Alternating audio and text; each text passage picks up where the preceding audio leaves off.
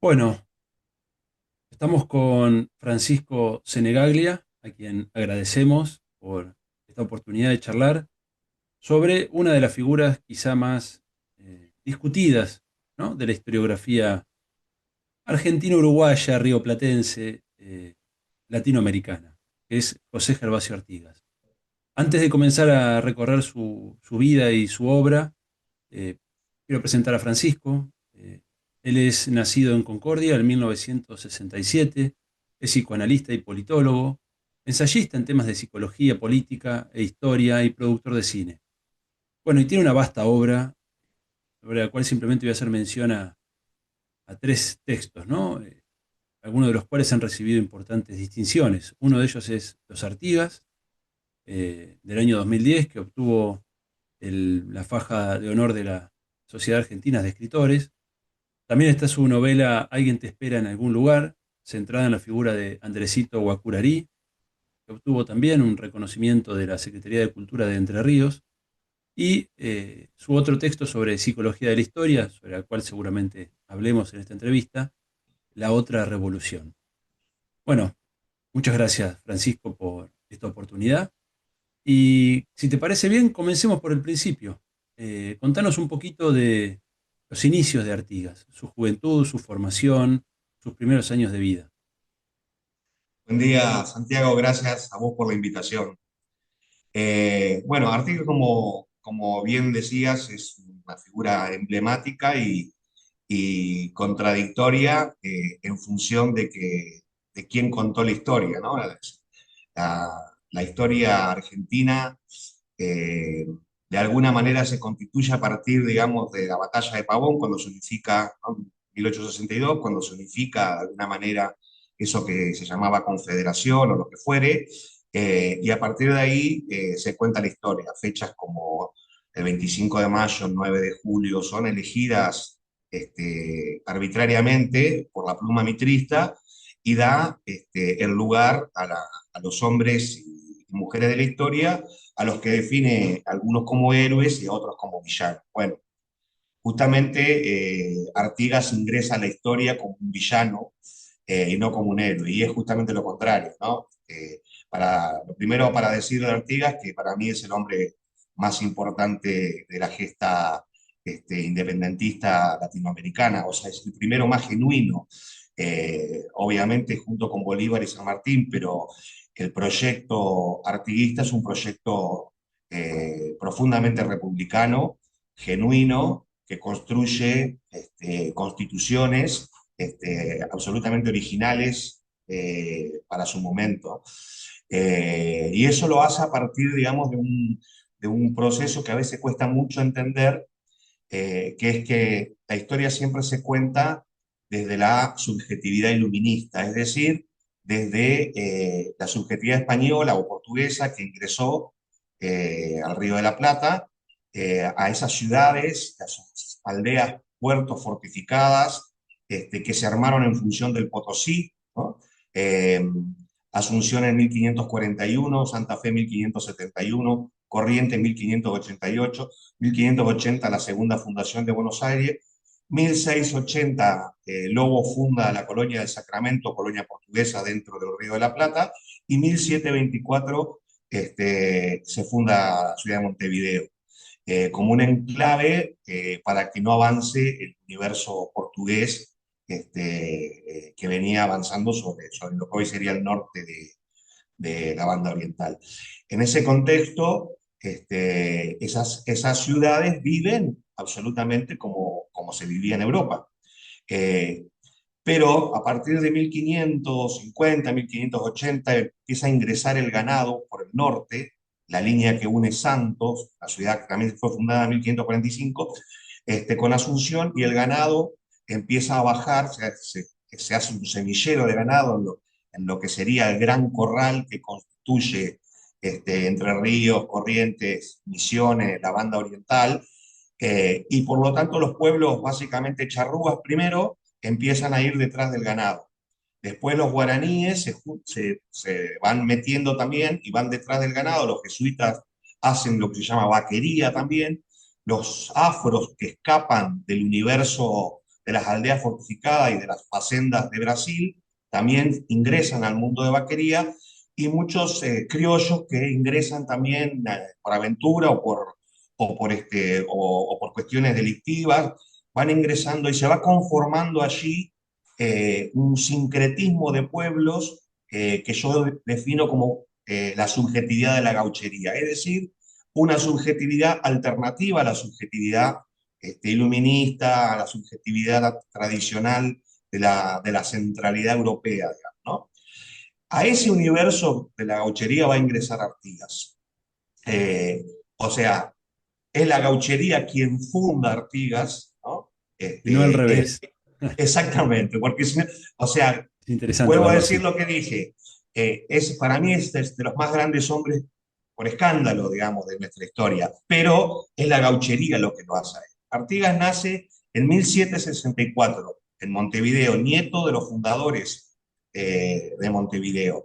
Y como es un patricio, es criado por esclavos negros, que van a ser con el tiempo a los que él realmente siente como sus abuelos, ¿no? Antonio y Joaquín.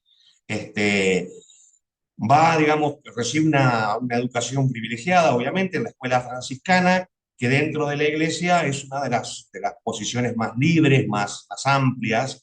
De hecho, su abuelo materno quería que sea cura, o sea que en ese momento la biblioteca del padre de Artigas era la más importante de Montevideo, digo, una miscelánea, ¿no? Este, a los 12 años se va a los campos de su padre en Casupalo, que hoy es el aeropuerto de Carrasco, por ejemplo, ¿no? Va a los campos y ahí se cruza con el mundo guaraní, que era quien trabajaba con el ganado, con la cultiembre, ¿no? Y a los 14, 15 años se interna, se va de su casa y se interna en el mundo de la gauchería. La banda oriental en ese momento, salvo la colonia del Sacramento y Montevideo, era para la mirada europea un territorio vacío, pero en ese territorio vacío vivía la gauchería, es decir, vivían los pueblos originarios en su marco general, pero la mayoría de esos pueblos originarios, los chanaes también, ¿no? Estaban de vaquería, es decir, eran pueblos que iban detrás del ganado, curtían los cueros que se vendían, digamos, en los puertos de Maldonado, puertos piratas, que eran puertos oficiales, no estaban permitidos, y digamos, se iban sincretizando, es decir, un afro se casaba con una chaná, el hijo se casaba con un criollo, el criollo con un afro, ¿no? Y se iba generando eso. Bueno, a los 14 años, seguramente una de las hipótesis más importantes es que su abuelo le contaba historias de tierra adentro y una mañana se levantó y se mandó, digamos, al norte de lo que hoy sería la banda oriental, a la zona actual de Salto, de la ciudad de Salto, que en ese momento se llamaba Arerunguá, era un territorio profundamente charrúa, digamos, y gaucho, ¿no? Tenía un Y ahí, espíritu rebelde desde muy, muy desde joven, muy ¿no? chico, ¿Y él se hasta que va se a murió. tierras de la familia o se inserta No, no, literalmente eso en territorio de se este... inserta a la buena de Dios, digo, ¿no? En ese momento eso se llamaba tierras reyunas, eran tierras del rey, pero no las habitaba el iluminismo, sino no la habitaba el mundo español formalmente, les pertenecían, sí, pero no las habitaban, o sea, la habitaban los pueblos originarios, y salvo algún aventurero que podía contar alguna historia de cómo vivían esos pueblos, en realidad no se sabía que había ahí adentro, en ese momento, ¿no? Bueno, se va de vaquería y se vuelve un gaucho más, se vuelve un hombre más de la gauchería. Este, ¿Qué influencia había en esas zonas de las misiones guaraníticas? ¿Quedaba algo de eso? sí, claro, claro que sí. Hasta 1750, que es el Tratado de Madrid, que echan a los jesuitas, los jesuitas tenían 300.000 kilómetros cuadrados de territorio, era la República Guaranítica, y tenían 30 pueblos. Y había muchos guaraníes, digamos, cristianizados. Seguían estando los guaraníes vía, que se dice, es decir, no cristianos, ¿no? Pero bueno, llegaba, digamos, hasta la zona de Concordia, hasta la zona que se llama Jesús del Cheruá, ¿no? Hasta ahí llegaba, digamos, la influencia jesuítica y de parte de la zona oriental hasta el Queguay, que es más o menos la altura de Paysandú. No, Este, para dimensionar lo que eran 30 pueblos hay que tener en cuenta lo que vos dijiste, ¿no? En la banda oriental había solamente dos, Colonia y Montevideo. claro, Y del lado de había la... algún villorrio, Sí, sí. ¿viste? Pero digamos, Pero 30 recién, 30 pueblos que eran 30 ciudades, en definitiva, pequeñas ciudades, es un grado de desarrollo muy importante. sí, sí, por ahí la más conocida es Yapeyú, por decir, de eso formaba parte, ¿no? Santo Tomé, Apóstoles, San Ignacio, Y Artigas en Loreto. sus vaquerías toma contacto con ese universo cultural también. Sí, sí, efectivamente, por eso. Ahí hay un momento en el que Andrés Guapurarí ingresa de vaquería y es un indio con mentalidad jesuita, digamos, ¿no? Que había sido criado, digamos, por un cura, por Pai Céspedes, ¿no? Pai es padre en guaraní, que le había enseñado latín, francés, tocar el violín, o sea, era una cabeza extraordinaria. Y se va de vaquería y ahí lo encuentra Artigas y Artigas de alguna manera lo ahija, no porque sea su hijo, le da su apellido, pero por eso es Andrés Guapurarí y Artigas, ¿no? Entonces, claro que hay un contacto profundo, digamos, allí. Este, hay un momento, hay un edicto del virrey Feliú en 1797 que frente al temor, digamos, del avance portugués, decide que hay que mandar, digamos, tropas de gendarmería a controlar ese territorio vacío, ¿no? Que estaba vacío.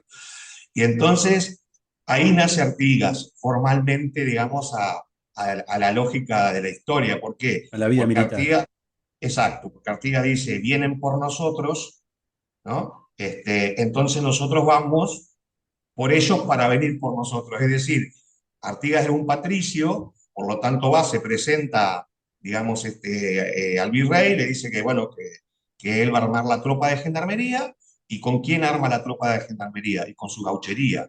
Entonces, porque es el único que realmente maneja el territorio. Entonces, él transforma muchos de sus hombres en blandengues, y son blandengues de la frontera de Brasil, básicamente, ¿no? Pero en realidad la misión que tenían era justamente eso, ir por los indios, ir por los gauchos, por los vagos, como se decía en ese momento, y por supuesto que en vez de ir por ellos, eran ellos y se defendían.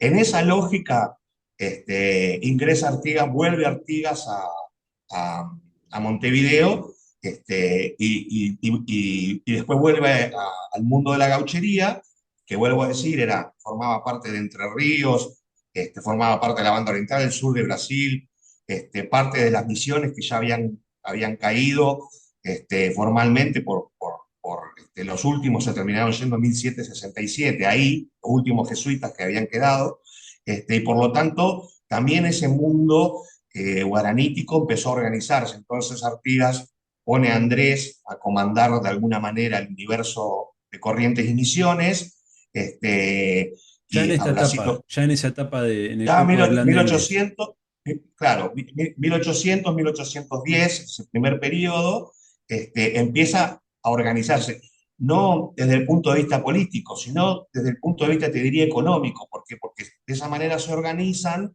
este, los pueblos, las vaquerías, este, el, digamos, viste que se llama contrabando, ¿no? Porque en realidad es la banda oriental del Uruguay y la banda occidental del Uruguay, que sería el Entre Ríos y Misiones, Corrientes y Misiones. Corrientes era Goya y Corrientes, todo lo otro era Misiones. Después, digamos, después de 1821, Corrientes capital, los patricios correntinos se corren a la costa del río y se quedan con todas esas tierras.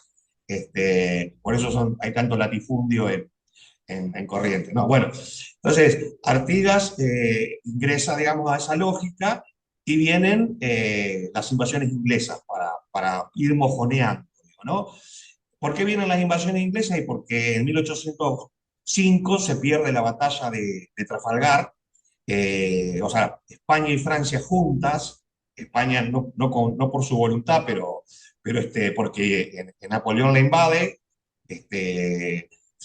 lo mete preso a Fernando Fernando. VII, exacto, y lo pone a su hermano José I, Pepe Botella, digamos, lo pone al mando de España.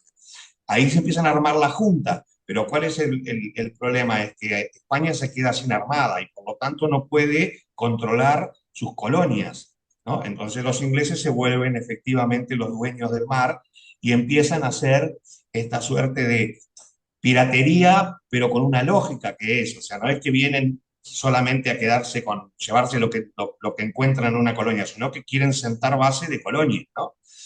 Por eso vienen las dos invasiones inglesas. Y ahí Artigas se vuelve héroe de las invasiones inglesas y termina siendo enhebrando una lógica con los que van a ser los próceres, ¿no? O sea, se hace amigo de Belgrano, de Castelli, de O sea, Moreno. él baja a Buenos Aires para Baja a participar de la Buenos Aires y a Reconquista. Montevideo, porque las invasiones son en Montevideo y en Buenos Aires. Y la Reconquista se arma desde esos dos lugares. Y ahí, digamos, se establece como un vínculo con esos patriotas, algunos, digamos, no en esa lógica de ese momento, los morenistas, más jacobinos, Artigas estaba más con los jacobinos, estaban los que se llamaban los tenderos, que es la línea Rivadavia, ¿no? Que es la línea comercial que interesaba el vínculo con Inglaterra, y los conservadores con Saavedra, digamos, ¿no? Que eran los que querían respetar la lógica de España. Cuando Artigas ingresa a esa lógica, digamos, ingresa por el lado morenista. Cuando lo matan a Moreno, lo mandan a Inglaterra y lo envenenan, a Moreno, viene la Revolución de Mayo, que no fue ninguna revolución, porque en realidad fue una revuelta citadina, diríamos. Después Mitre la pinta con los negritos saltando, no había ni negritos saltando, ni damas antiguas, ni nada de eso, ¿no?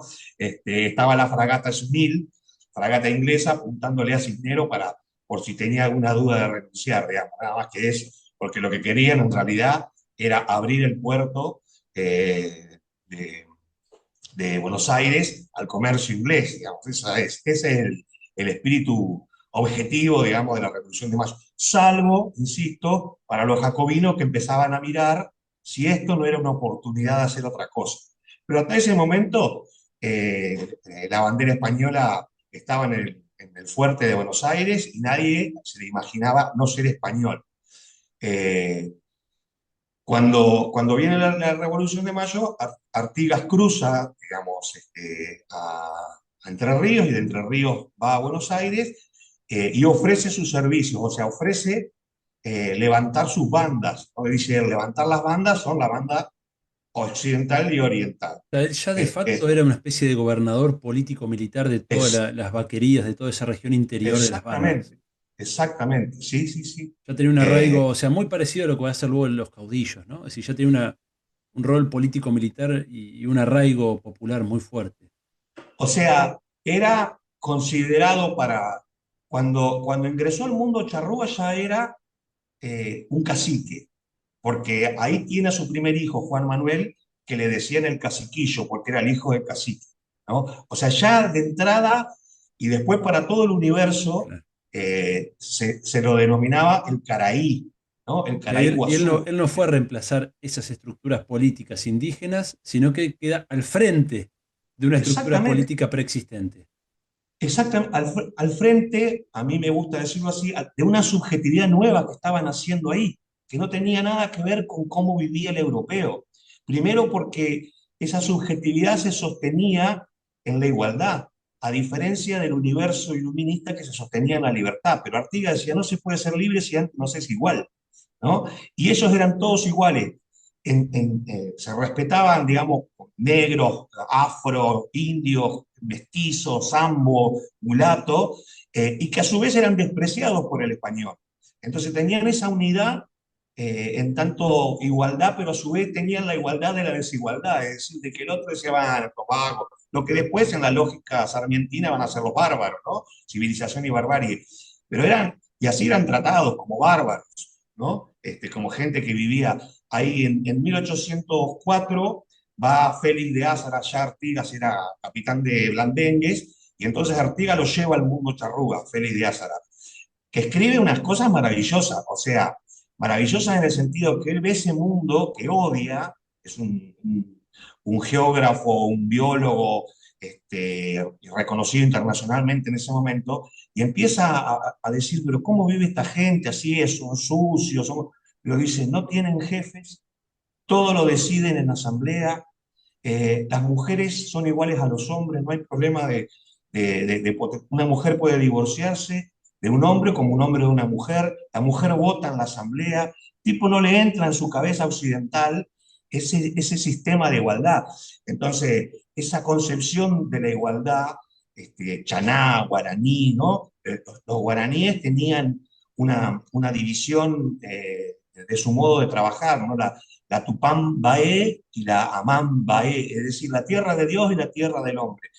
Trabajaban, digamos, un tiempo para la tierra de Dios y un tiempo para la tierra. Quiera trabajar para la tierra de Dios, para cuidar la viuda, para darle comer al huérfano, para un sistema social inimaginable hoy, digamos, ¿no? O sea, no había nacido la seguridad social que nace con Bismarck Sí, en una concepción 1890. relativamente extendida en el mundo premoderno en distintas culturas y sociedades, y que hay muchas crónicas de europeos cuando entran en contacto con esa lógica que quedan fascinados, ¿no? Estoy pensando, por ejemplo, un texto posterior de Hudson, ¿no? El novelista británico, que La Tierra Purpúrea, ¿no? Cuando él se adentra en las gaucherías y se va fascinando con esa realidad, ¿no? Hay una especie de fascinación también con lo exótico. Me imagino en Félix de Azara le pasará eso, ¿no? La diferencia con Claro, Artigas es que Artigas se vuelve parte de ese universo y desde ahí comienza a elaborar su sí, sí, proyecto. hay, ahí en esa lógica, me adelanto un cachito, pero cuando Artigas ya se vuelve el protector de los pueblos libres y pone su capital en purificación, cuando en 1815 nosotros digo, incluyéndome a mí, digo, ¿no? En esto están quienes eligen decir que vienen del 9 de julio, ¿no? De la independencia del 9 de julio, y estamos los que decimos que venimos de la independencia del 29 de junio de 1815, que es cuando nace, si querés, la piedra fundamental del federalismo, pero del campo nacional y popular. Ahí nace el campo nacional y popular, en las constituciones y en la independencia del Congreso del Oriente en Concepción del Uruguay en 1815, porque ahí hay un congreso plantado, digamos, en donde, frente al congreso que vendrá después del 9 de julio, que Entre Ríos, ni Córdoba, ni Santa Fe, ni la banda participó, por supuesto, ni Corrientes, ni Misiones, ¿no? Cuando éramos gurises chicos, nos hacían poner las carretas que salían de Entre Ríos. En Entre Ríos nunca fue, digamos, a Tucumán. Tucumán es una necesidad, una urgencia de San Martín que lo apura Pueyrredón para que declare la independencia, porque necesita que no sea una guerra civil, sino que sea una guerra entre Estados. Pero a San Martín no le interesaba formalmente la independencia de lo que podríamos llamar hoy Argentina. Le Argentina, claro. interesaba, digamos, la unidad latinoamericana. Después va a modificar su posición, pero de entrada es un táctico y se da cuenta que necesita eso para poder construir, digamos, un ejército que permita enfrentar a los españoles, a los godos, como decía, es decir, a los absolutistas, porque él no era anti-español, San Martín no era anti-español. Bueno, pero quería contar esto. En 1815 va Robertson, que es un espía inglés, traficante de armas, comerciante, que tiene unos libros maravillosos, escribe una Operador, pluma. sí, sí.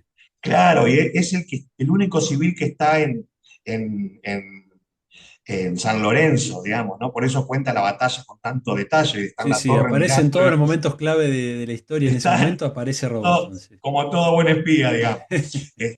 Entonces va Robertson a Purificación a reclamarle a Artigas que Campbell, que era su almirante, lo había robado, qué sé yo. Entonces Artigas lo recibe y le presenta su Estado Mayor Conjunto, ¿no? Y cuando le presenta su Estado Mayor Conjunto hay mujeres generales. Entonces el tipo con cabeza inglesa, occidental, no entiende cómo una mujer es general. Si acá somos iguales y el que se gana el lugar se lo gana, digamos, ¿no?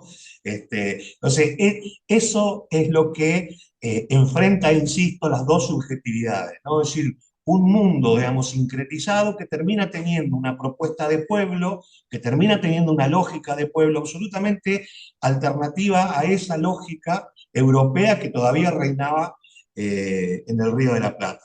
Entonces, bueno, pasé de Sí, sí, 1800, bueno, me volvamos fui muy al recuento histórico, ¿no? Vuelvo al 1810, 1811. 1810 se levanta, digamos, la banda, van a la batalla de las piedras, gana Artigas la batalla de las Piedras, sitia Montevideo y espera órdenes de Buenos Aires. Y ahí Buenos Aires, para hacerlo rápido, termina acordando con los portugueses, porque De Lío, que era el gobernador, digamos, de, de Montevideo, no admite el gobierno, digamos, de la Junta de Buenos Aires. Entonces, se lo quieren imponer. De la misma manera que Asunción tampoco lo admite, por eso va a Belgrano, digamos, a tratar de someter a Asunción a la lógica de Buenos Aires, ¿no? Por esta cosa de Castelli, de la retroversión de la soberanía, dice, ¿por qué vamos a dejarnos nosotros que nos gobierne una junta española si es cuando el rey no está, dice el molinismo, el jesuitismo, dice el poder vuelve al pueblo hasta que el rey vuelva, digamos, ¿no? O hasta que se legitime un rey. Entonces dice, Buenos Aires dice, o sea, Castelli dice con buen criterio, gobernemos. Ahora, después Buenos Aires le quiere imponer junta a Asunción y Claro. a Ahí es cuando Montevideo. Paraguay se cierra Pero sobre sí mismo, ¿no? dice, pero claro, dice, ¿quiénes son ustedes? Es una hermana mayor, digamos, ¿no? Bueno, ahí empieza en esta disputa. Montevideo lo mismo. Entonces Artigas Ahí está la raíz del hace conflicto de todo el siglo XIX, ¿no? Ni más ni menos. Buenos Aires versus exactamente. las soberanías provinciales. Sí, sí, es esto de centro y periferia, que vivimos norte y sur y que a su vez impone hasta el día de hoy Buenos Aires al interior, digamos, Ese ¿no? conflicto ya aparece con Artigas en 1811, ¿no? En Ya el primer aparece ahí sitio de clarito. Montevideo. ¿Por qué? Porque finalmente negocia de lío con el triunvirato en ese momento, ya había dejado de hacer la Junta, pero el triunvirato negocia y entrega Montevideo. La Artigas se agarra una calentura, ¿no? Lo que se llama el Tratado de Pacificación de octubre de 1811. Entonces, obviamente se siente traicionado y se va, digamos, o sea, eh, negocia de alguna manera ser el comandante de las misiones, o sea, ir a su sede de Yapeyú.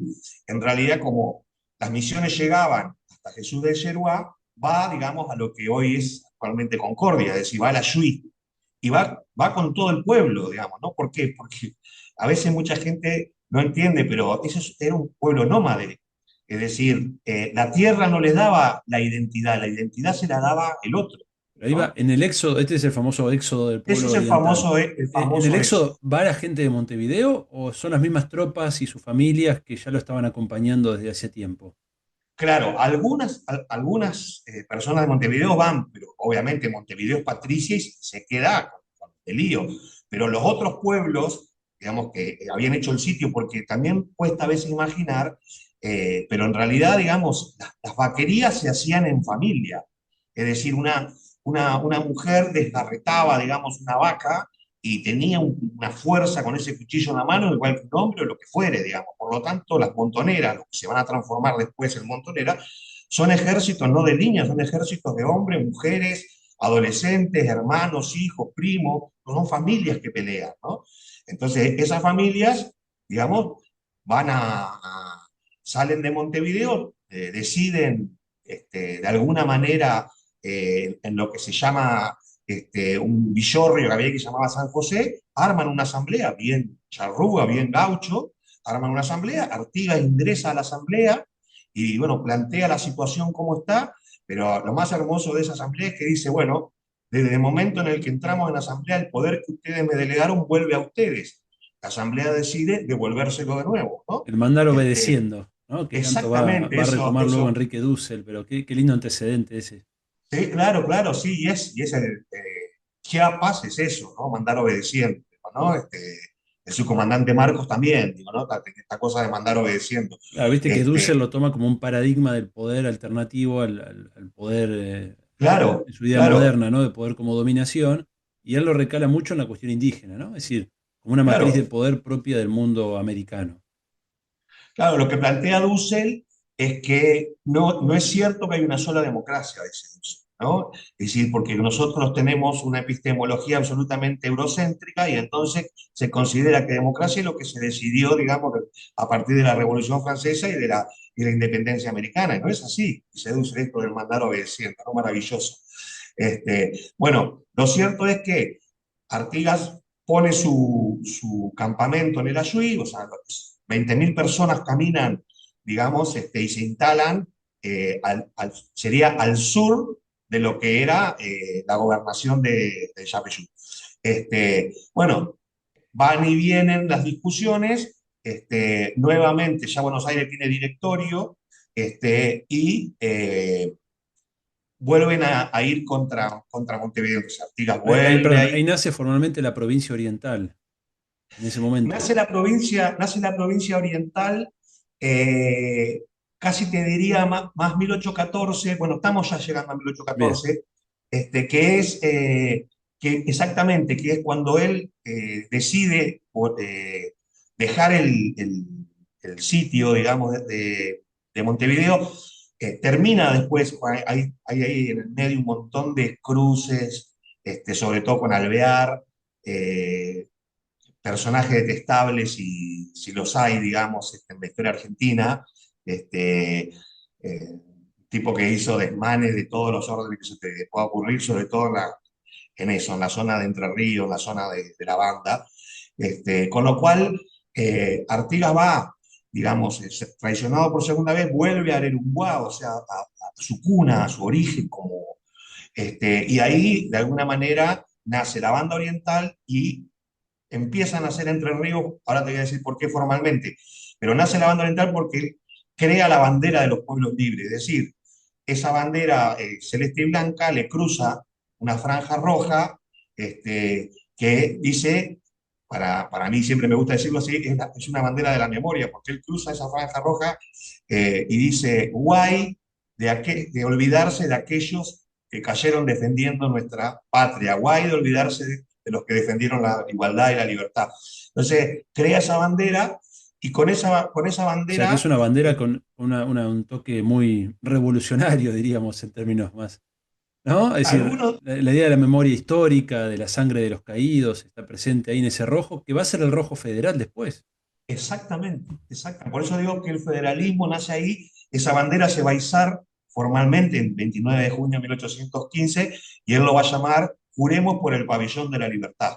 Digo, ¿no? Él va, digamos, pero la arma un año antes, digamos, y Posadas, que era el director en ese momento, eh, invade, primero le ofrece independizar la banda oriental y el Entre Ríos. No, por eso se dice que ahí nacen formalmente las dos provincias, entre comillas, ¿no? Porque antes eran una unidad histórica. Más allá de que Paraná estaba muy pegoteada con Santa Fe, en realidad el Entre Ríos y la banda oriental eran una unidad geopolítica y el sur de, de Brasil también, después, bueno. Entonces, Posadas lo invade, digamos, primero pone precio a su cabeza, a la cabeza de Artigas, qué sé yo, y invade, digamos, Entre Ríos. Y Artigas vence en la batalla del Espinillo. Hay varias batallas chiquitas, pero la batalla del Espinillo vence, digamos, las tropas porteñas y a partir de ahí decimos que nace el Entre Ríos como una unidad política, la banda que, porque todavía Entre Ríos tenía como un capitanejo que era Blasito Basualdo, que era un afro con chaná, o sea, esto, ¿no? Que te venía diciendo la subjetividad. Cuando muere Blasito, le hacen un homenaje en la catedral, pero con, este, con oraciones de los orishás, una cosa multiétnica muy linda, digamos, ¿no? Este, bueno, en esa batalla del Espinillo se destaca muy tempranamente un joven en ese momento de 16 años, que es Pancho Ramírez, por ejemplo, ¿no? Que después se va a constituir este, un poco en el patrón de Entre Ríos y después en el traidor de Artigas. Pero bueno, entonces, cuando esto empieza como a ordenarse, Artigas decide la Liga de los Pueblos Libres, ¿no? Va, digamos, a Santa Fe, que está siendo invadida, como fue invadido Entre Ríos, va a Santa Fe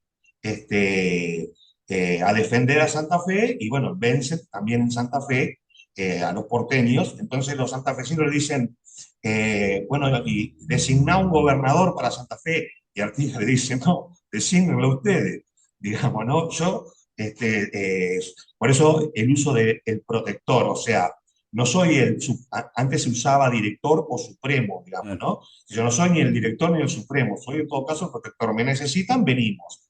No me necesitan, somos provincias hermanas. Bueno, así se arma la Liga de los Pueblos Libres que va a la independencia del 29 de junio de 1815. bien. Pero Este, ah, porque son muchas cosas, ¿no? Ahí creo sí, que por dos. hay un capítulo que nos falta, que es importante en esta historia, que es la Asamblea del año 13. Y los diputados de los pueblos libres que, bueno, son rechazados de la Asamblea. Y es esta Exactamente. paradoja, ¿no? Lamentable de nuestro país, porque en cierto punto la Asamblea del año 13 expresaba lo más avanzado del morenismo o de los herederos del morenismo, ¿no? Con Monteagudo y al mismo tiempo se rechaza el componente popular expresado por las provincias orientales, ¿no? Digo, este Sí, desencuentro de nuestra historia que se va a repetir en varios momentos. terrible. O sea, es para dedicarle todo un capítulo, digamos, ¿no? Por eso yo pasé de 1811 a 1814, como los dos momentos en que Buenos Aires traiciona, digamos, a Artigas. Pero claro, en 1814 la traición es porque, primero, el triunvirato plantea para armar la Asamblea del año 13 que mande los diputados sin mandato. Y Artigas dice, pero ¿cómo sin mandato? No, no, acá vienen y decidimos. No, no, no. Artigas manda a sus diputados con constituciones. Le dice, esto es lo que nosotros vamos a votar, otra cosa no. O sea, no que ustedes nos van a imponer a nosotros un proyecto de arriba para abajo, sino que nosotros somos un pueblo libre y por lo tanto nosotros planteamos un proyecto. Ya lo había escrito en 1811, ¿no? Las instrucciones de 1811, ¿no? Naide es más que Naide, los originarios tienen el primer derecho porque nosotros le quitamos sus tierras, los más pobres deben ser los más favorecidos, reforma agraria, o sea, Mar nace en 1818, Artigas planteaba en 1811 reforma agraria, ¿no? De La hecho, ya tierra es de charlaremos, todos, pero en 1815, bueno, está el reglamento de tierras, ¿no? Ya lo haremos de eso. reglamento, por Pero eso digo, ya arranca ahí en las instrucciones de 1811.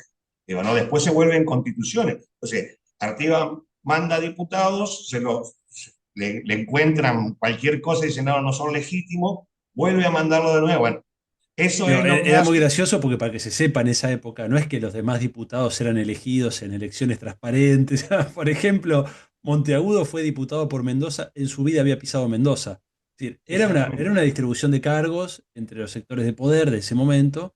Es decir, no había una, para que se entienda, ¿no?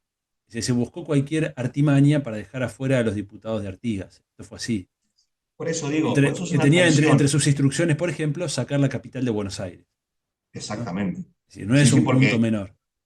él veía esa suerte, digamos, de predominio del puerto, ¿no? Y que todo terminaba. Incluso él había planteado en su momento que podía ser Córdoba, por la centralidad, digamos, del territorio. Bueno, digamos, Interesante si pasar hoy también los... el puente con lo que va a ser la discusión de 1816 en el Congreso de Tucumán, llevada adelante por Belgrano, ¿no? En relación con la capital en Cusco y el Plan Inca, o cómo conectan los proyectos derrotados, en definitiva, ¿no? Frente a lo que va a triunfar, que es Sí, la ciudad puerto, los intereses comerciales, ¿no? La influencia británica en todo ese proceso.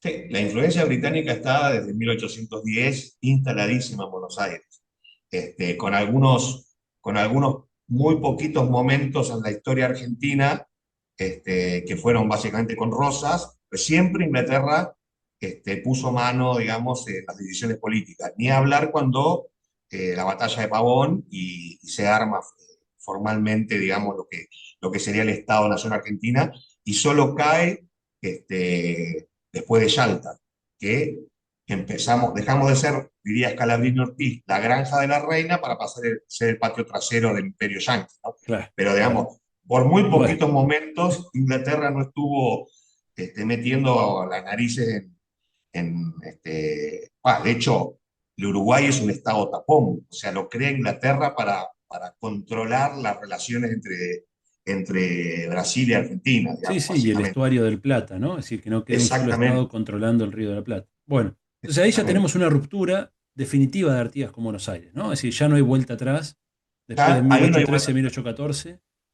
Por eso, 1814 se enoja con toda esta cuestión, insisto, digamos, de los diputados, digamos, es como que se consuman las tradiciones y entonces como que Artigas se harta, digamos, y dice, bueno, basta, vamos nosotros por la nuestra, y empieza a armar eso que es la Liga de los Pueblos Libres, con su independencia, con sus constituciones. Obviamente Buenos Aires no podía permitir eso. Entonces, digamos, Alvear primero y Pueyrredón después, con Lord Stranford en Río de Janeiro, arreglan, ¿no? La invasión de los portugueses, ¿no? 17.000 soldados que habían peleado en las guerras napoleónicas ingresan a Corrientes, la banda oriental, sur de Brasil, y Artigas tiene que empezar a defenderse. O sea, Artigas tenía, digamos, no tenía un ejército de línea como se dice habitualmente, sino tenía montoneras. Entonces le empieza a hacer guerra de recursos, ¿no? Y empieza a defenderse con guerra de recursos, es decir, le roba los caballos, corta las líneas, porque las montoneras se pelea con lanza, y los cruces de montoneras se cruzan una vez, se vuelven a cruzar, se vuelven a cruzar, se vuelven a cruzar, y cuando miro enfrente y digo, ¿cuántos hay? Bueno, cayeron 30 y nosotros estamos todos, bueno, ganamos nosotros. Pero eso ya no se podía hacer con un ejército de línea, digamos, ¿no? O Claro, sea, claro. que eran cañones. La palabra boludo o pelotudo es una palabra que nace en las montoneras. ¿Por qué? Porque había algunos que avanzaban con unas piedras redondas muy grandes, y se las arrojaban a los cañones para tratar de voltearlos. Claro, que ese que hacía eso moría seguro. Por eso ese de no seas boludo, decir, te van a matar, digamos, ¿no? Pero digo, eso es la lógica de la montonera, Claro, la de guerra la, irregular contra un ejército regular. Sí, es una exactamente, de la historia guerra que de se ha guerrillas. repetido. Claro. No, Bien, y eso, tiramos. esa es la etapa, ya estamos entrando en la etapa, digamos, final de lo que va a ser el gobierno, llamémoslo así, ¿no? De Artigas como protector de toda esta región hasta 1820, pero no quiero que nos pasemos de este dato fundamental que es el reglamento de tierras de 1815. Lo que me parece muy importante en la discusión, ni más ni menos que del recurso fundamental de esta región del mundo, que es la tierra, ¿no? ¿Qué significó el reglamento de tierras? ¿Qué impacto tuvo? ¿Qué contenía como propuesta? Él tenía como una suerte de triple concepto para repartir la tierra. Primero, era un reparto social, es decir, la tierra es tuya en la medida en que la trabajes y la cuides. La tierra es tuya y nosotros te vamos a dar el arado, los animales. Sí, el estatuto preveía que si vos durante unos años no la cuidabas, la tierra volvía, digamos, al pueblo, para decirlo así. A los pueblos originarios no les dio tierra, les dio territorios. ¿Por qué? Porque son nómades y por lo tanto, por su cultura, digamos, no se asientan en unas hectáreas y plantan y cultivan. Y a los negros, a los afros, les dio la administración de las naciones, es decir, la administración de los quilombos. Porque la palabra quilombo es una palabra denostada. Quilombo quiere decir comunión, familia, encuentro, ¿no? Sí, Y eran los que lugares donde escapaban los esclavos en el periodo exactamente, colonial. exactamente, Bueno, hasta el día de hoy sobreviven todavía quilombolas en Brasil y en claro, Centroamérica existen todavía comunidades afro que provienen de esa época. el famoso palenque de los filos de Zuni, digamos, en el Claro, norte, ¿no? Que eran, bueno, por supuesto, pero que a su vez tiene una lógica que para ir para, digamos, la gente le cuesta a veces imaginarlo, que uno dice, bueno, afros, ¿no?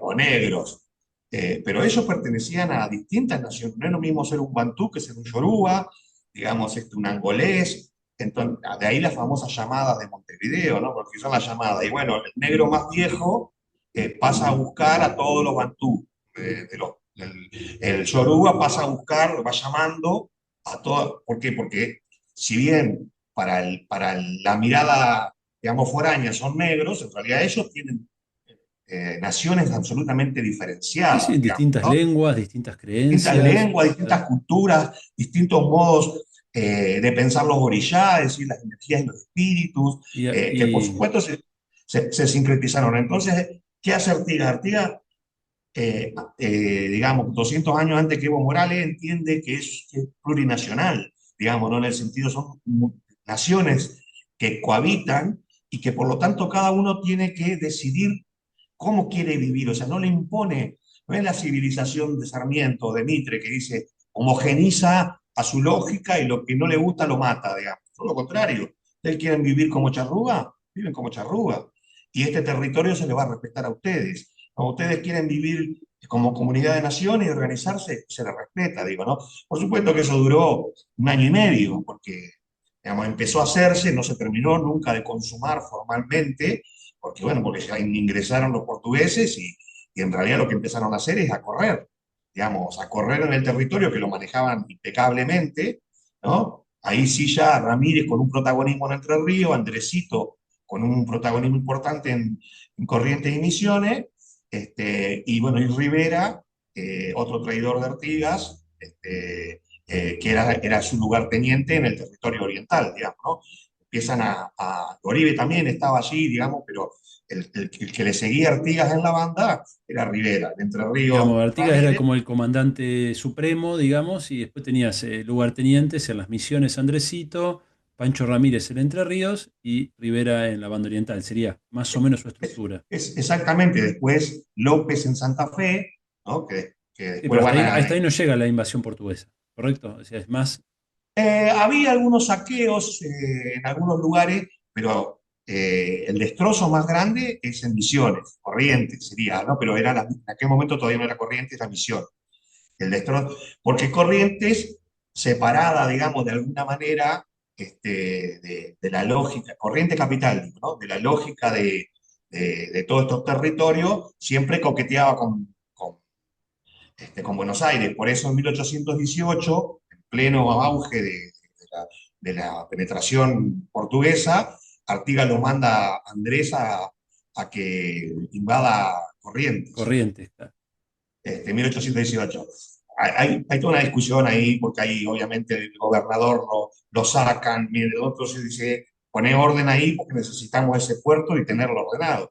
Es muy lindo lo que pasa ahí, digo muy lindo porque primero que entran los indios, decían los no, incluso hablan de que se infartaron mucho por el miedo a que los indios iban a ser, en realidad Andrés gana una batalla peleando, digamos, a la occidental, con un ejército, ¿no? Le gana a Bedoya, que era el gobernador puesto por Buenos Aires, ingresa, digamos, a Corrientes, capital, hace un Tedeum, porque era muy religioso, ¿no? Un tipo con un espíritu así, yo como Moisés vengo a liberarlos de la opresión y de la esclavitud, un tipo muy interesante, Andrés. Entonces cuando ingresa dice, ¿dónde están los gurises guaraníes?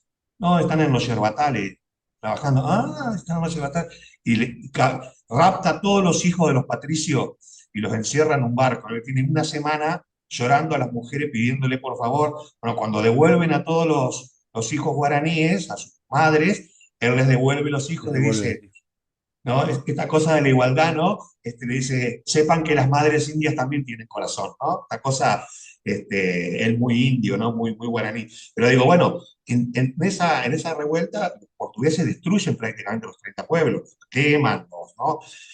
Y lo que se va haciendo es una guerra de guerrilla que obviamente va A todo eso, desgastando. Buenos Aires en esos 5 años invade por el sur también el territorio. O sea, Claro, bueno, ellos tienen exactamente. una guerra a dos frentes. Resisten la invasión portuguesa por el norte y resisten expediciones militares por el Por sur eso, de Buenos Aires. Bedoya en Corrientes, ¿no? Son todas intervenciones porteñas, o sea, del directorio, digamos, ¿no? Este, razón por la cual, digamos, yo afirmo siempre que jamás lo vencieron Artigas, porque en realidad, digamos, ni 17.000 portugueses, digamos, ni los porteños pudieron vencerlo. Lo que lo vence es la traición de Ramírez, porque Artigas, que no quería enfrentar formalmente, digamos, con ejércitos de línea, porque no tenía, digamos, hace dos intentos. El primero en Tacuarembó, 1820, intenta juntar toda la tropa que tiene para enfrentarlo, o sea, juntar una tropa de 5 o 6 mil hombres como para enfrentar, digamos, los ejércitos portugueses. Sí, le Este, sale y, mal, ¿no? Es derrotado. tiene que ir a juntarse con la torre, o sea, Pantaleón. Andrés cae preso los portugueses. Entonces asume la conducción del ejército guaraní Pantaleón Sotelo, un tipo extraordinario, digamos, porque la historia no lo conoce, pero es un tipo maravilloso, ¿no? Entonces, conduce las lanzas guaraníes que van a juntarse con la torre, que sí tiene una suerte de ejército de línea. Ya Rivera había traicionado y se había pasado al bando portugués. Entonces era la torre el hombre fuerte que tenía en la banda oriental, junta con los guaraníes, pero el río Tacuarembó está crecido, y entonces no pueden juntarse. Y atrás vienen los portugueses, viene la Madrid, viene... Entonces, Pantaleón libera la tropa, de alguna manera, o sea, la libera, dice, tírense al río, huyan, Sí, sí, la se, sa- dispersa. se saca la vincha que le había hecho su compañera María Ambiaé, ¿no? Se ata las manos a la lanza, clava la lanza y yo voy a morir, pero voy a morir parado, digamos, no me van a- ¿no? Esa cosa maravillosa de la dignidad, digamos, ¿no? Y libera a su tropa, pero él decide que lo maten, digamos, en defensa. Ahí se termina la primera expectativa de Artigas de poder unir un ejército. Entonces, frente a eso, dice, bueno, lo que tenemos que hacer no es enfrentar a los portugueses, sino invadir Buenos Aires, quedarnos con el gobierno de Buenos Aires y que Buenos Aires le declare la guerra a Portugal. Digo, esa fue su solución estratégica. Vuelve a juntar todas sus lanzas, este, las tropas de López de Santa Fe, las tropas de Entre Ríos, las lanzas guaraní, lo que queda lo junta todo y va, digamos, a la batalla de Cepeda. Eh, el responsable, digamos, que conduce esa batalla es Ramírez. Este, el enfrente estaba Rondó. 6 minutos duró la batalla. Las montoneras las arrasaron, ¿no? Arrasaron, una de las batallas más rápidas de la historia. Huyeron los porteños, entraron en Buenos Aires y Ramírez termina arreglando con Zarratea la caída de Artigas. De Artigas. Por eso pierde Artigas, ¿no? Artigas escribe una cosa muy hermosa, con un enojo, ¿no? Una ira, pero dice, no me traicionaste a mí, traicionaste el amor que tu pueblo te tenía, ¿no? No es a mí, no es a José Artigas, es a Y tu ahí pueblo. se da la batalla de las Tunas, o ya había Después sido. viene, exactamente, automáticamente Artigas lo declara traidor y lo va a enfrentar. Entonces hay una batalla previa a la de las Tunas, que es entre ellos nada más, o sea, entre Ramírez y Artigas, que es la batalla de las Guachas, eh, en donde, digamos, se enfrentan hermanos, que son eran todo lo mismo.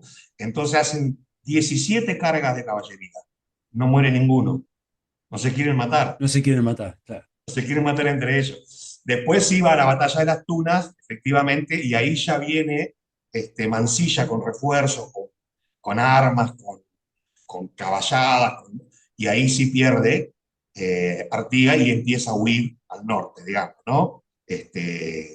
Ya Ahora, para son impresionantes esos momentos en la historia de bifurcación, momentos clave que vos decís, llegaron a ocupar Buenos Aires, ¿no? Es decir, tras la batalla de Cepeda. ¿Qué hubiera pasado si? ¿No? Uno no puede no preguntarse el contrafáctico. Si ahí hubiera ahí, quedado el proyecto de Artigas como proyecto de nación, ¿qué hubiera pasado, no? Porque en definitiva ellos ganan Cepeda expresando ese proyecto, que luego traicionan. Entonces, exactamente. la pregunta que uno no puede no hacerse, así como uno se pregunta en 1816 qué hubiera pasado si ganaba el plan Inca de Belgrano, ¿no? La monarquía inca, ¿qué hubiera pasado? ¿No? Es inevitable preguntarse eso. Claro, es contrafáctico, pero no deja de ser hermoso Es parte de la preguntárselo. imaginación política, claro, que Pero necesitamos. ¿por qué? Porque la necesitamos exactamente, porque pudo haber sido sí, no es que era imposible, porque fue. Y lo que lo desmadró fue en este caso la traición de Ramírez. Lo mismo que va a pasar en Pavón. Yo tengo un libro que se Con llama Urquiza. López Jordán, el último federal, que originalmente se llamaba El último artiguista, pero la editora me dice, no, conviene ponerle el federal para que la gente lo entienda. Bueno, pero en realidad es el último artiguista, ¿por qué? Porque entre Cepeda y Pavón, digamos, está el proceso de construcción del federalismo en función de Urquiza, que va a traicionar absolutamente a todos los caudillos, ¿no? Y en Pavón va a entregar, o sea, ¿quién gana la batalla de Pavón? Las montoneras, ¿no? Y Urquiza entrega la batalla. López Jordán es el gran caudillo de las montoneras, digamos, ¿no? Es el gran general, es uno de los tres mejores generales de la historia de la caballería argentina, digamos, ¿no? Junto con Dorrego y Lavalle.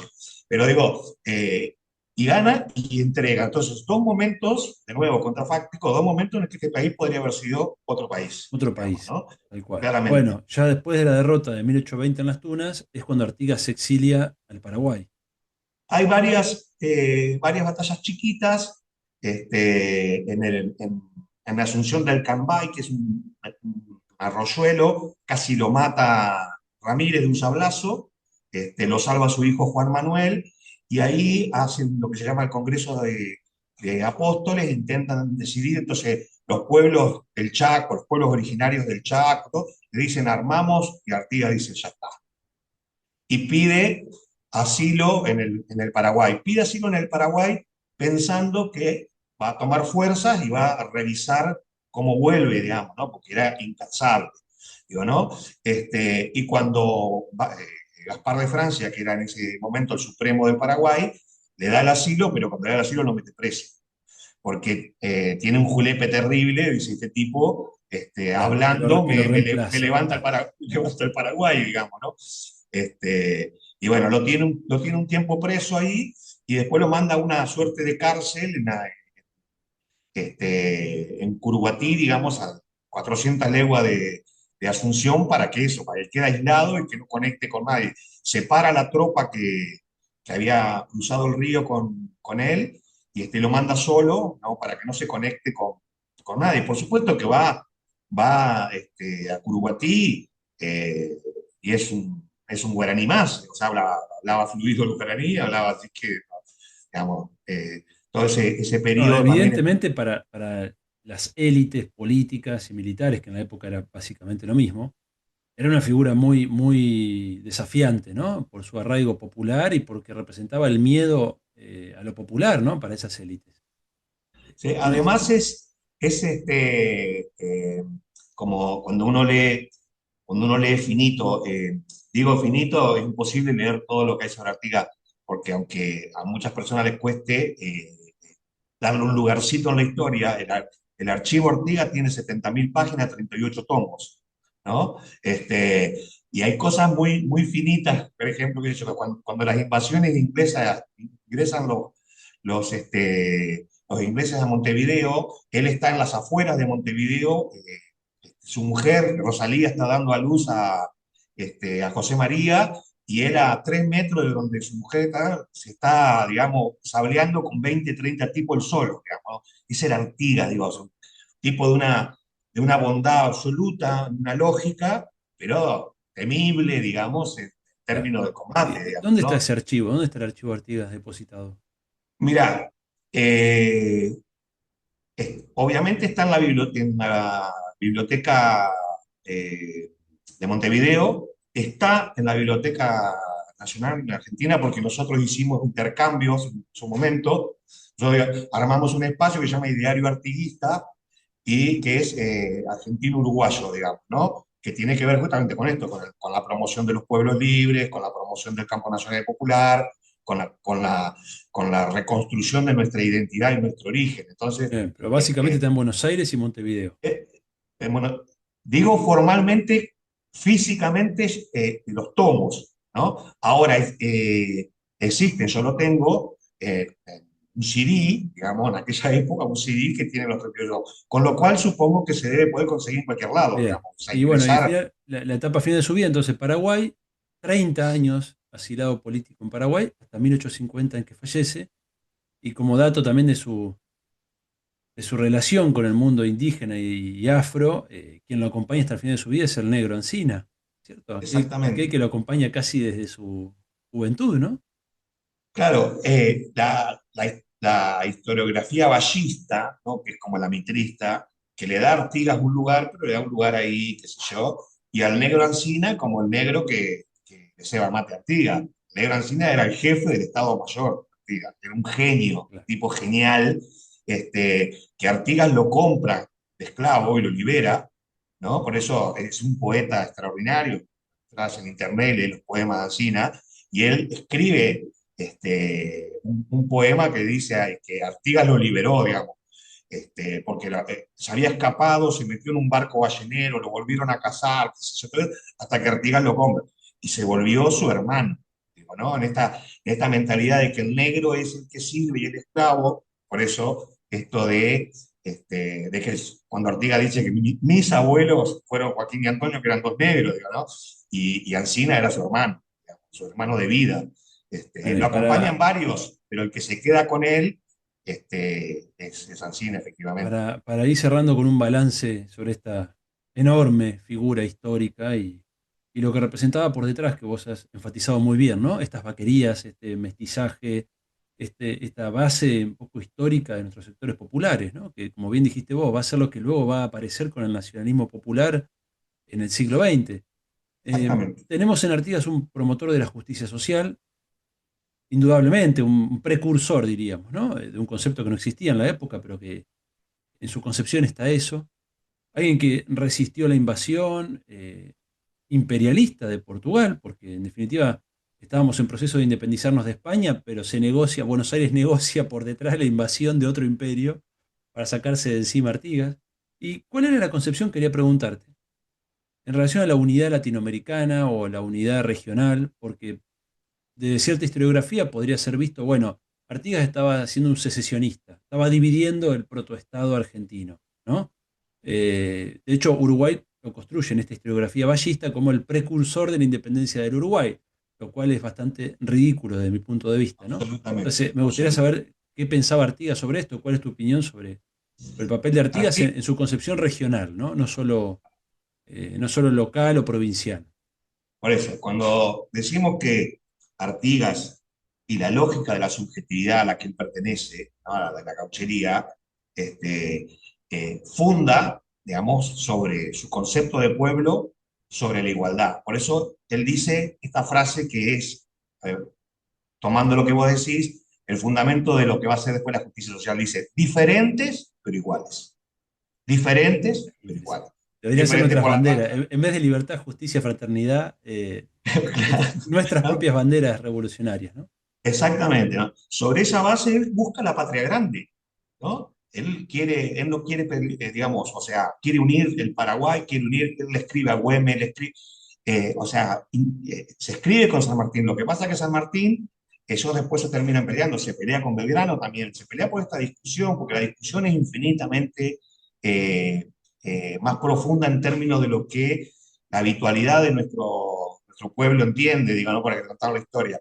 En realidad, en 1815, Belgrano escribe la constitución del Reino Unido, del Río de la Plata, y no está proponiendo en ese momento un rey inca, está proponiendo un rey español, Un digamos, ¿no? rey, sí, sí, un Va a negociar, heredero, un heredero incluso va a europeo. negociar con Carlos, después se entiende eso, pero hasta ese momento lo que estaban discutiendo todavía era hacer una monarquía, y Artigas ya estaba discutiendo república, ¿no? Entonces decía, hermanar las repúblicas en una gran federación, ¿no? Le escribe a Bolívar Artigas, o sea, él quiere la patria grande, pero quiere la patria grande a la americana, por eso a veces digo la discusión, que puede ser fina, es todavía, digamos, muchos de nuestros grandes padres, como San Martín y como Bolívar, iguales tienen una concepción todavía iluminista de cómo concebir, es decir, concebir América la europea, y Artigas está concibiendo América la americana, digamos, y esa es la gran diferencia, digamos, Hay, ¿no? hay Es como decir, es momentos un también en estas figuras, ¿no? En San Martín, en seguro, Bolívar, en el propio Monteagudo, en Belgrano. O sea, los Neruda es un sucesos genio, se pasan tan rápido, los sucesos en un proceso revolucionario, que las ideas de ellos van mutando muy rápido también en función de lo que van leyendo, de los cambios de contexto, ¿no? Entonces, sucede esto. Artigas, quizás por su contacto tan directo con lo americano, pero también por el conflicto muy rápido que él tiene con Buenos Aires, él entiende el problema que se estaba gestando, ¿no?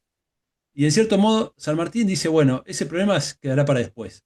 Ahora hay que priorizar la independencia, la campaña libertadora. hay una frase terrible de San Martín, dice, que se lo merienden Artigas, que se lo merienden. Sí, porque le generaba ruido en su frente interno, ¿no? Él necesitaba el apoyo de Buenos Aires para la campaña libertadora, que le estaba retaseando, ¿no? A propósito. Después Buenos Aires lo traiciona a San Martín. Tal cual, San por eso Martín, Artigas tiene una San lección Mar- temprana de lo que era Buenos Aires, ¿no? En todo su conflicto exactamente, en torno al sitio de Montevideo. Él no necesitó esperar a ver lo que iba a suceder. Ya lo estaba viviendo, ¿no? Lo que luego va a ser efectivamente. Rivadavia, lo que luego va a ser Lavalle fusilando a Dorrego, lo que luego va a ser, bueno, la historia de Buenos Aires, ¿no? En relación con con la América profunda, o bueno, cómo va a traicionar Buenos Aires a Bolívar, ¿no? En el Congreso Anfictiónico de Panamá, ¿no? Que no envía a sus delegados, que boicotea el Congreso. Entonces, Artigas, en cierto modo, anticipa su tiempo, y al mismo tiempo queda un poco descolocado de su tiempo. Queda Por fuera eso, de. la sensación es que es realmente eso, ¿no? El primer gran revolucionario y el primer gran proyecto de patria de pueblo, ¿no? De pueblo patria genuino, igual, este, respetuoso de los derechos de otros. Si Artigas invadía en 1815 Buenos Aires, se terminaba la historia, pero no quería, le decían, vamos, vamos, no, no, es una hermana provincia, nosotros tenemos que respetarla, aunque Buenos Aires le hacía la vida imposible. Hasta el último, Artigas fusiló una sola persona en su vida porque realmente tenía que dar un ejemplo. Después, todas las personas que le mandaban fusilar, él los devolvía. Dice, estos son generales que hacen caso a sus mandos, ¿por qué lo tendría yo que fusilar? Perdieron la batalla, los devolvía, los metía en un barco y los mandaba a Buenos Aires, ¿no? Es decir, un tipo que tenía esa lectura De un respetuosa de los... humanismo muy profundo, ¿no? Exactamente, exactamente. Realmente un fuera de serie, un Sí, sí. anticipado a su El, época. el tipo controlaba 5 estados en 1815 y cuando lo mandan a Asunción y lo mandan a Curuguatí, eh, le dan una pensión y él dice, no quiero la pensión, quiero 4 hectáreas. Y entonces planta esas hectáreas y imagínate que en Curuguatí nadie sabía quién era Artigas, que había manejado 5 estados y que le había hecho constituciones, era un guaraní más, digamos, ¿no? Planta y reparte entre los pobres, digamos, lo que produce. Por eso es conocido como el Caraí Guazú, es decir, el padre de los pobres. No, no sabían que había. Después, obviamente, Lope lo rescata, lo trae, digamos, a Asunción, que es ahí donde muere finalmente, ¿no? Y es donde están digamos, pues, los encuentros con gente importante, lo van a buscar para que vuelva, no quiere, no acepta, yo que voy a ir a hacerle diríamos hoy, la segunda Rivera, que rompe Ah, eso todo. te iba a preguntar. A él lo van a buscar finalmente cuando se A él lo desata va, la campaña de La Valleja, la guerra con Brasil, la independencia del claro, Uruguay. A él lo van a buscar en algún momento A ahí. él, a él lo van a buscar en plena guerra anglo-francesa, Rosas Ah, gobernando, 1848, mucho después. claro, pero por eso eh, hubo, 1845. hubo algunos intentos, pero entonces, fíjate, mi novela Los Artigas es eso, digamos, ¿no? La búsqueda de su hijo José María, de su padre en Asunción. Es el encuentro de José María con su padre en Asunción, que es real, por supuesto, y objetivo. Yo novelo, de alguna manera, y hago una interpretación psicológica del encuentro, si querés, pero las fechas, todos son exactamente así. Eh, digamos, Rivera termina criando a José María, a uno de los hijos de Artigas, al único que llamaría la literatura tradicional, el único hijo legítimo, porque los otros eran hijos naturales. O sea, el único hijo legítimo que tiene porque se casó, porque lo inscribió en la iglesia, en la catedral. Pero es el único hijo que no comparte con él la campaña. O sea, lo cría su abuela, digamos, en realidad porque su madre estaba loca, estaba encerrada con una suerte de manicomio. Entonces, el que lo termina de alguna manera apadrinando es Rivera y lo vuelve un militar de él, de Rivera.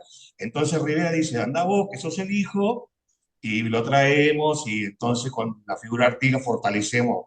Y entonces va José María a buscar a su padre, y para mí es impactante, ¿no? Pero porque, bueno, está ahí 2 meses, eh, su mujer estaba embarazada, la mujer de José María, llega a Montevideo, nace su hijo unos días, le pone José, también como su padre, y se muere, con 41 años de un infarto.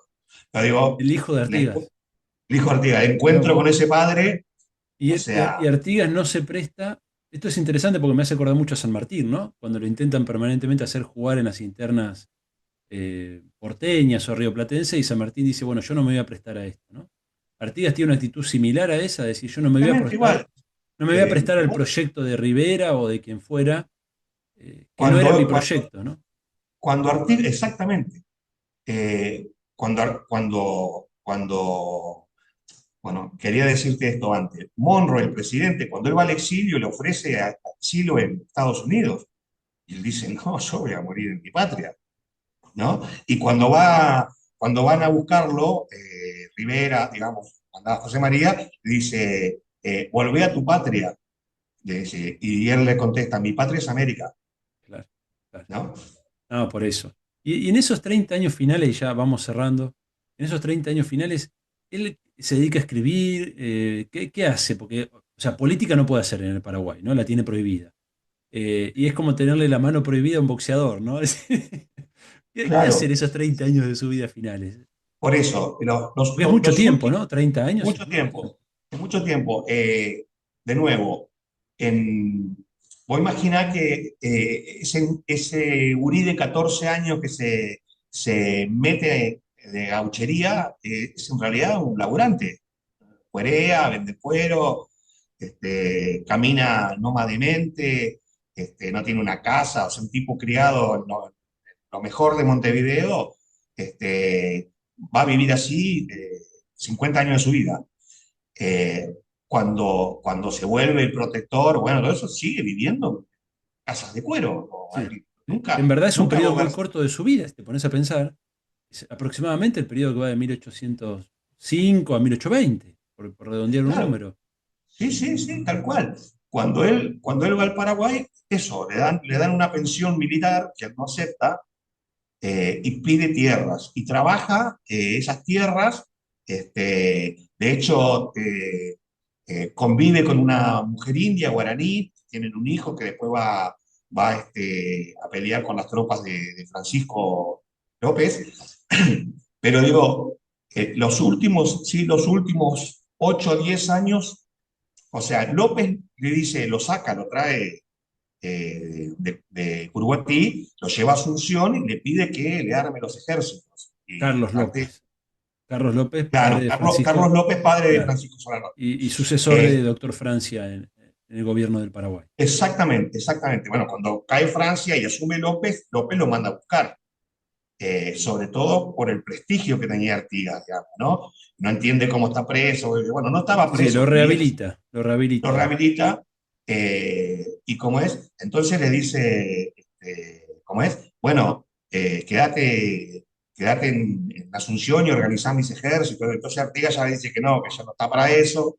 Y entonces le construye una casita en lo que sería, es muy, muy, muy gráfica la imagen, o sea, tenía una casa como de campo, para decirlo así, Carlos López, y le construye una casa en su casa, digamos, ¿no? Con lo cual, digamos, ahí Francisquito, se crió un poco con Artigas, iba a visitarlo, o sea, que Artigas le habrá comido la cabeza casi seguro, digamos, ¿no?